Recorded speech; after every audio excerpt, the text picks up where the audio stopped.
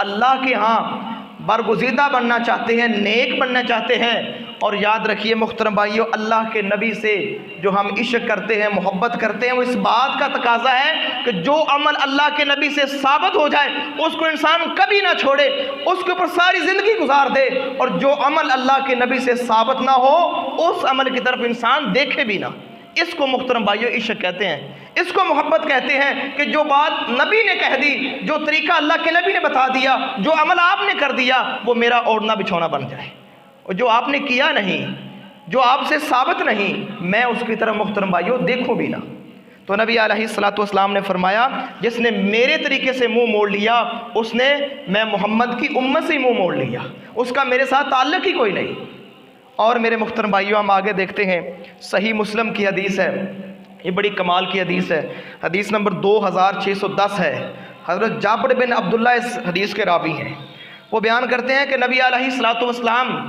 اور ہم بھی آپ کے ساتھ تھے، ہم مکہ جا رہے تھے، مکہ فتح کرنے کے لیے جا رہے تھے، ان رسول اللہ صلی اللہ علیہ وسلم خرج عام الفتح الى مکہ فی رمضان فصام حتی بلغ قرى الغمیم۔ نبی علیہ السلام رمضان کے اندر آپ نے صحابہ کو لے کر مکہ فتح کرنے کے لیے جا رہے تھے، اللہ کے نبی نے روزہ رکھا ہوا تھا۔ اب جب ایک مقام ہے قرى الغمیم، وہاں پر جب پہنچے تو روزہ دشوار ہو گیا، سفر کر رہے تھے اور روزہ دشوار ہو گیا، بڑی مشکل پیش آ رہی تھی۔ تو اللہ کے نبی نے کیا کیا، ثم دعا بقدح من ماء فرفعه حتى نظر الناس،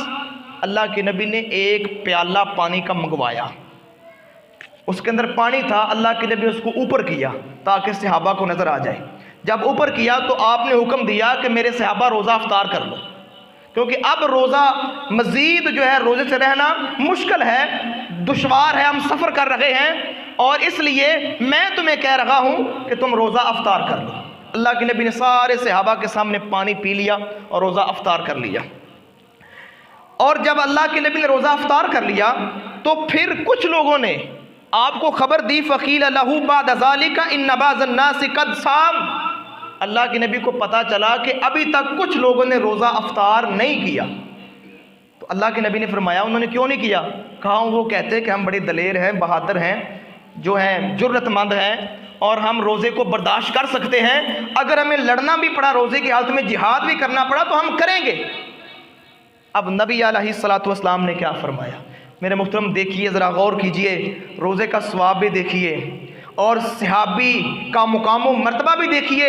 اور صحابہ کی نیت بھی دیکھیے، نیت بھی اچھی ہے، ہیں بھی صحابہ،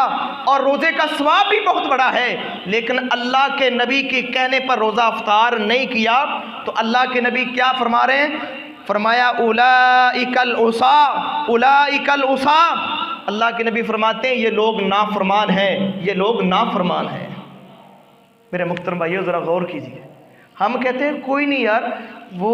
قرآن ہی تو پڑھتے ہیں، رات کو اللہ کو سجدہ کرتے ہیں، روزہ کا کتنا ثواب ہے، اور بھائی بڑا ثواب ہے، لیکن ثواب اس وقت بنے گا جب اللہ کے نبی کی مہر ہوگی اس کے عمل کے اوپر۔ یہی اور محترم بھائیو ان کا ہمارے منہج کا فرق ہے، ہم کہتے ہیں وہ عمل کریں، اس بات کو ترجیح دیں جو قرآن سے ثابت ہے، محمد الرسول اللہ صلی اللہ علیہ وسلم کے فرمان سے ثابت ہے، اس عمل کے اوپر ہمیشگی اختیار کریں۔ اب دیکھیے یہ صحابہ کتنے عظیم تھے، نیتیں بھی اچھی ہیں، صحابی ہیں، روزے کا ثواب بھی بڑا ہے، لیکن اللہ کے نبی کے کہنے پر روزہ افطار نہیں کیا، حالانکہ اللہ کے نبی نے افطار کر لیا۔ جب اللہ کے نبی نے افطار کر لیا تھا تو پھر کس کی جرت ہے کہ وہ روزے کو برقرار رکھے؟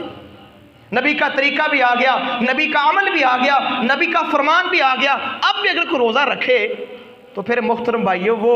اللہ کے نبی کا مطلب ان کی بات کا انکار کر رہا ہے۔ تو اس لیے اللہ کے نبی نے فرمایا یہ لوگ جو ہے یہ نافرمان لوگ ہیں۔ تو میرے محترم بھائیو جتنی بھی یہ بدعات ہیں، رجب کے روزے رکھنا مخصوص، ہاں اگر بندے کی کوئی روٹین ہے کہ وہ ہر مہینے 3 روزے رکھتا ہے ایام 20 کے، اس کے لیے کوئی گناہ نہیں، اس کی روٹین ہے، یعنی جو بالخصوص رجب کے روزے رکھتا ہے اور ثواب سمجھ کے رکھتا ہے، اور اسی طرح رجب کی جو نیاز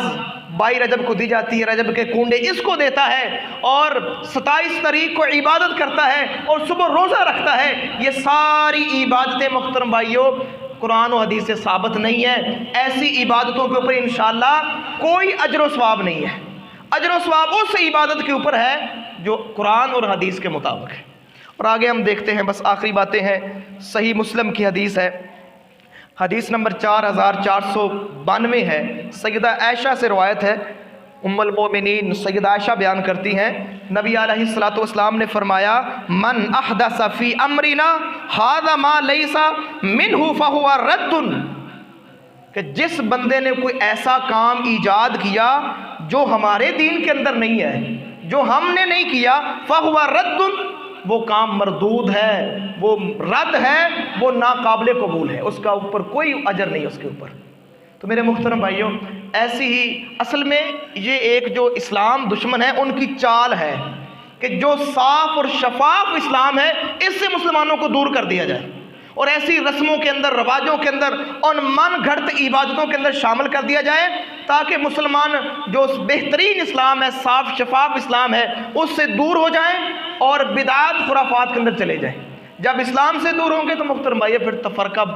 بازی پیدا ہوگی، پھر مسلمان فرقے بنائیں گے، فرقوں کے اندر بٹیں گے، اتحاد اتفاق ختم ہو جائے گا، پھر کافر جو ہے وہ مسلمانوں کے اوپر غالب آ جائے گی۔ یہ بہت بڑی چال ہے محترم بھائیوں، وہی کام کریں جو قرآن اور حدیث سے ثابت ہے۔ اسی طرح صحیح مسلم کی جو اگلی حدیث ہے 4493 نمبر پر، اس پر بھی اللہ کے نبی نے یہ فرمایا، من عمل عملا لیس علیہ امرنا فہو رد،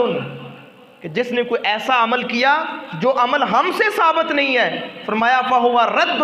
وہ عمل مردود ہے، وہ رد ہے، ناقابل قبول ہے۔ تو میرے محترم بھائیوں، ساری گفتگو کا خلاصہ یہ ہے